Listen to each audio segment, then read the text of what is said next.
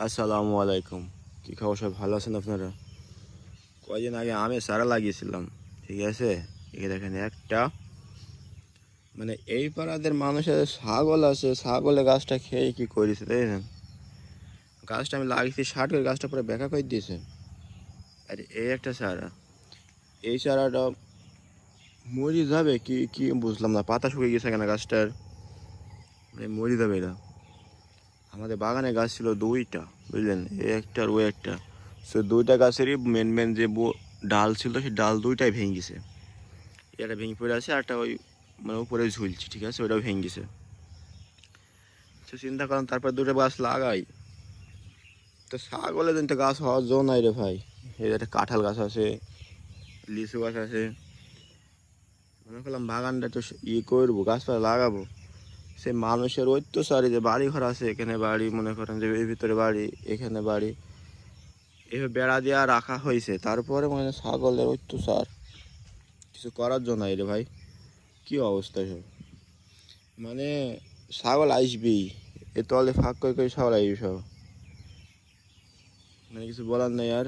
এখন এই গাছটা এখন হবে কি আল্লাহ জানে। মানে এই গাছটা পাতা দেওয়া হয়তো মরিনি, মনটা বুঝছেন, গাছটা হয়ে যাবে, এটা লেগে দিতে পারে।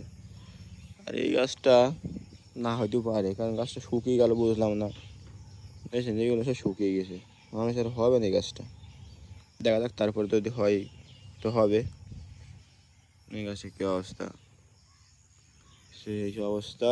বাগানে যে গাছপালা মেলায় হয়ে গেছে, এই সাইডগুলো না কাটলে মনে করেন যে ভেতরে কোনো গাছ হবে না, এই দেখেন, মানে চারিদিকে গাছপালায় ঘিরিয়ে ধরেছে।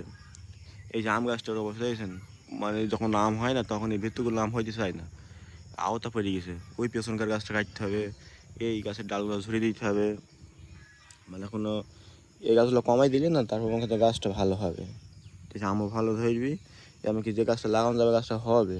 কিন্তু এখন চারি সাইডে আওতা হয়ে গেছে, এই যে কাঁঠালের গাছটা দেখছেন, এই পাশে নিম গাছটা বাধা দিয়েছে, এই নিম গাছটা ছোটোরা, ওইদিকে পাকুড়ে গাছ হয়েছে, মানে একটুখানি জায়গার ভিতরে সব রকম গাছ মোটামুটি হয়েছে, বুঝলেন।